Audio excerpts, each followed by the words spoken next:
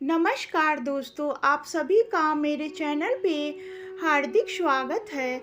आज के वीडियो में हम जानेंगे महाभारत में युधिष्ठिर के पास कौन सा चमत्कारिक बर्तन था जिससे वनवास में कभी कम नहीं पड़ा खाना, सैकड़ों को कराया दिव्य भोजन।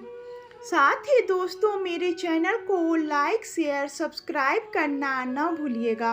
साथ में बेल आइकॉन को प्रेस कर दीजिएगा। धन्यवाद। जब पांडव 13 सालों के वनवास के लिए गए तो उनके सामने सबसे बड़ी समस्या थी भोजन। जंगल में उनके लिए खुद भोजन की तलाश करना मुश्किल था, बल्कि उनके पास जब ऋषि मुनि और अन्य मेहमान आते थे तो उन्हें भी भोजन कराना बहुत मुश्किल होने लगा। ऐसे में युधिष्ठिर को एक चमत्कारिक बर्तन मिला जिससे उन्हें कभी भोजन की कमी नहीं पड़ी।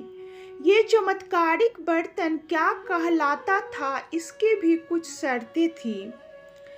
ना केवल उससे वो लोग मनचाहा भोजन करते थे, बल्कि उनके पास आने वाले सैकड़ों ऋषि मुनियों की भी पूरी आवभगत करते थे।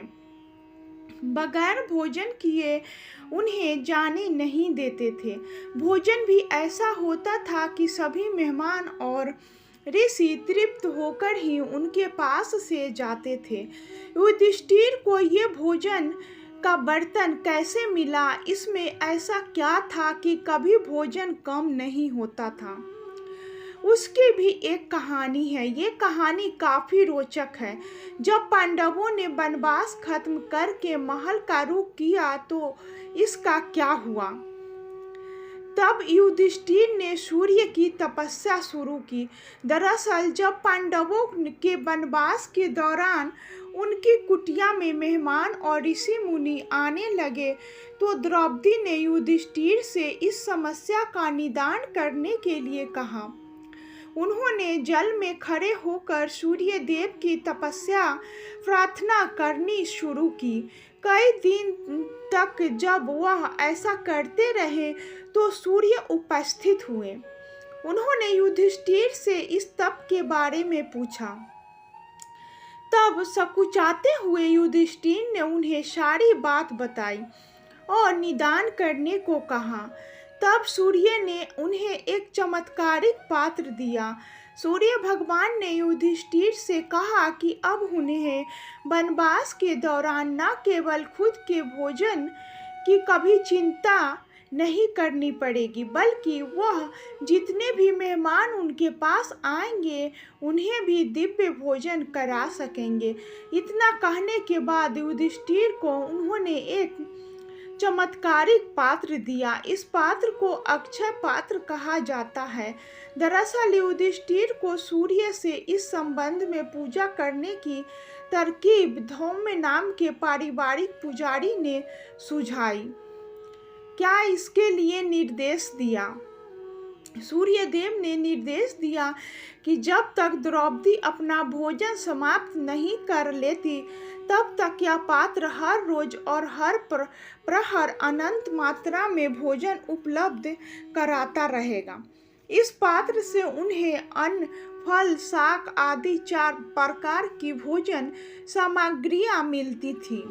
भोजन से जुड़ी दुर्वासा ऋषि की क्या कहानी थी, इसकी एक और कहानी भी कही जाती है। दरअसल वनवास के दौरान जब एक दिन पांडव और उसके बाद द्रौपदी भोजन कर चुकी थी तब ऋषि दुर्वासा पांडवों से मिलने आए। उनके साथ अनेक बहुत ढेर सारे शिष्य भी थे। उन्होंने आते ही तुरंत खाना खाने की इच्छा जताई। द्रौपदी चिंता में पड़ गई। इस बीच दुर्वासा ने अचानक कहा कि वो और उनके शिष्य नदी में स्नान करके आ रहे हैं, फिर भोजन करेंगे। तब कृष्ण ने उस एक दाना चावल को खाया।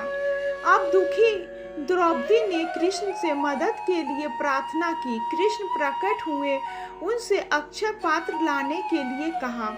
इसमें एक चावल का दाना बचा हुआ था। कृष्ण ने इसे खा लिए। इसके बाद कहा कि उनका पेट तो इस एक दाना चावल से ही भर गया। अब द्रौपदी तुम चिंता मत करो, दुर्वासा और उनके शिष्य आएंगे ही नहीं। ऐसा ही हुआ।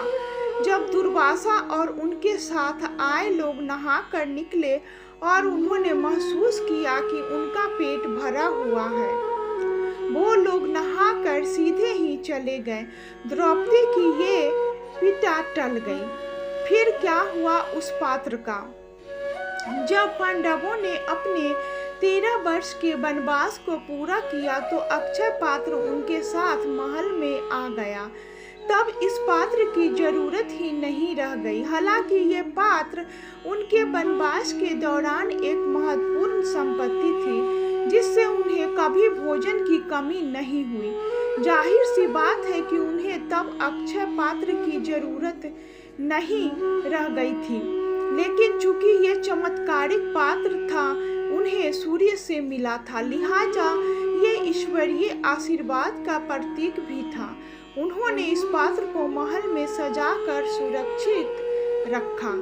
इसके साथ ही दोस्तों, वीडियो यहीं पे समाप्त होती है। उम्मीद करती हूँ कि अच्छी जानकारी मिली होगी। तो इसके साथ ही चैनल को लाइक, शेयर, सब्सक्राइब करना न भूलिएगा। धन्यवाद।